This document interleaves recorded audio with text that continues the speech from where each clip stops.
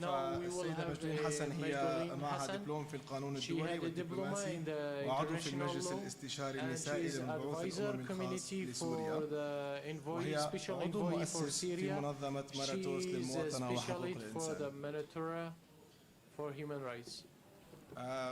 تقرأ تم قراءة الورقة. تفضلي أستاذة جيهان. الانتهاكات الجسيمة لحقوق الإنسان من قبل تنظيم داعش. منذ ظهور تنظيم داعش الإرهابي وسيطرته على بعض المناطق، اعتبرت حالة حقوق الإنسان في الأراضي التي يسيطر عليها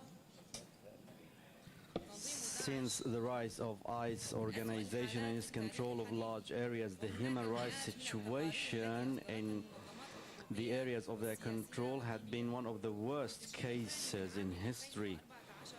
There are hundreds of reports issued by human rights, political and religious organizations. In November 2014, the United Nations Independent Investigation Commission on Syria declared in its report that the organization of the Islamic State commits crimes against humanity, that the group seeks to subject civilians under its control and interfere in all aspects of their lives through terror, ideological indoctrination, and the provision of services to those who obey them. In October 2015, the United Nations Human Rights Council strongly condemned the terrorist acts of violence against civilians by ICE and Nusra and many other extremist groups, and the continuing of massive systematic violations of human rights and international humanitarian law. It also stressed that terrorism, including acts carried out by ISIS, should not be associated with any religious nationality or civilization. Human Rights Watch issued a report in November 2014 accusing militants or IS in Darna, Libya, of committing war crimes against humanity that included intimidating the population in the absence of state authority and law. Human Rights Watch documented 3 clear executions and dozens of public lashing by Shabab al-Islam Shura Council, which joined IS. In November 2014, it also documented beheading dozens of residents in Darna, and Amnesty International has accused IS of ethnic and religious cleansing of minorities living in northern Iraq. The report issued in late 2014 describes how Sunni Muslims community were targeted and non-Arab communities, how they were killed and kidnapped, hundreds and possibly thousands of civilians, and how ICE have forced more than 830,000 civilians to flee to their areas of control since 10th of July 2014. These civilians are Christians, Shabak, Turkmens, Yazidis, Mandayans, and who have lived together for centuries. Now, crimes committed by Islamic State, genocide and war crimes, the crimes of murder, kidnaps, rape, and ethnic cleansing against Shiites, Christians, Yazidis, and other minorities are considered genocide, and there are Sunni victims. ICE prisoner confessed that he raping more than 200 Iraqi minority women and killing about 500 people, stressed that the IS command encouraged him to do so. He also confirmed that IS executed women who refused to have sex with their fighters.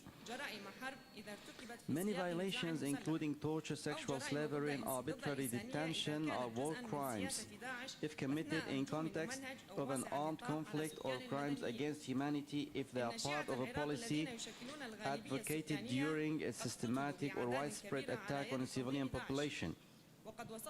The Shias of Iraq, who make up the majority of population, have been killed in large numbers by ISIS. ISIS has described them as infidels and apostates, killing them, displacing them, confiscating their property and raping their wives. The organization ISIS also killed Shias prisoners and sometimes burned them alive and destroyed many shrines, mosques and Shiite mosques in its areas.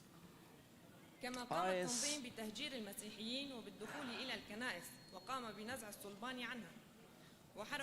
practiced persecution against the Christians in the area under their control in Iraq and Syria, and reports that the number of Christian victims exceeded 1,000 people. ISIS also displaced Christians and destroys their church and removed the crosses in the church and burned the church. They converted some churches into mosques and headquarters and seized property and houses of the Christians and stolen and burnt and detonated them. Daesh urged people in the area to convert into Islam according to their beliefs and interpretation of Sunni doctrine or paid tribute. Several reports have revealed that Daesh used death threats, torture, to force the conversion of non-Muslims into Islam and killed some sheikhs for refusing giving allegiance to Daesh. Now, the killing of the Yazidis in Iraq was a crime of genocide. This genocide took place especially in Mount Sinjar after Daesh control. Daesh killed large number of Yazidis, about 5,000 people, and many Yazidi women were taken as captives, while the rest fled to Mount Sinjar and trapped for several days and suffered hunger, thirst and disease. That campaign of Daesh resulted in the killing of 3,000 Yazidi, the abduction of 5,000 others, and the displacement of 400,000 in the Hawk, Erbil and Zafwa in Kurdistan. In addition, 1,500 women were raped, 1,000 of them were sold in the market. Reports of a human rights organization that are actively documenting the crimes committed against the Yazidis since 2004, as well as a series of interviews with Yazidi survivors, show how ISIS has legislated, organized and planned the trade of Yazidis. Reports indicate serious crimes committed against Yazidis by foreign fighters. Among them are from Germany, Armenian, Saudi, Libya, Tunisian, Lebanese, Palestinian, Yemeni and Chinese. The Sinjar attack was beginning of a brutal campaign to eliminate the Yazidi identity, involving widespread abuses, forced conversion into Islam, separation of families, and enslavement of women and children who were considered spoils of war.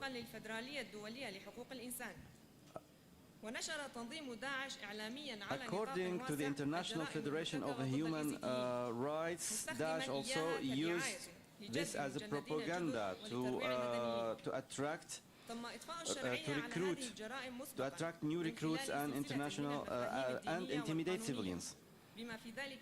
These crimes have been already legitimized through a series of religious and legal concepts, including the concept of sex slavery, and this means the capturing and enslavement of non-believers.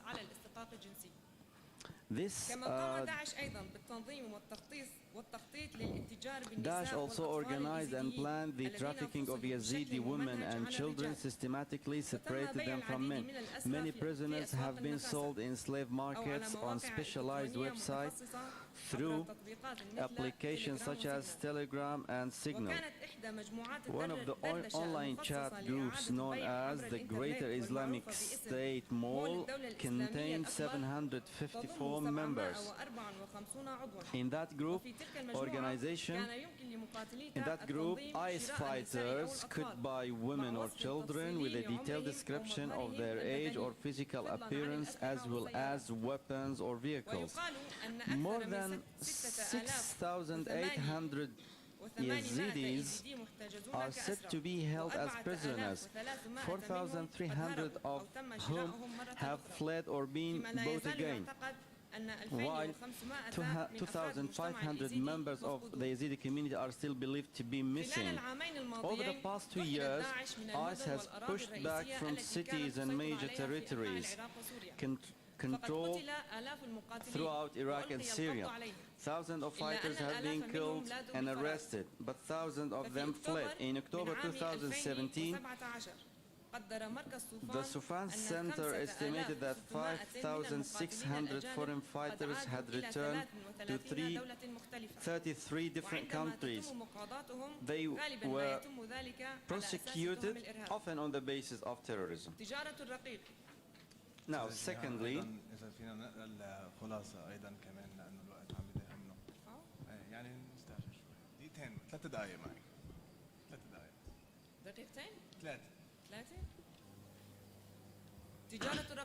the slave trade.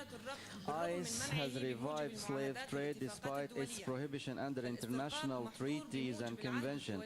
Slavery is prohibited under the International Convention on Civil and Political Rights, the 1926 Slavery Convention, and other treaties of international human rights law. A document sets out the list of prices women and children.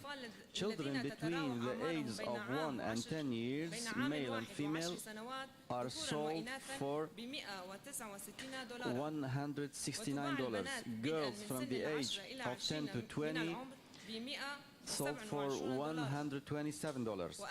Women between the ages of 20 and 30 sold for $85.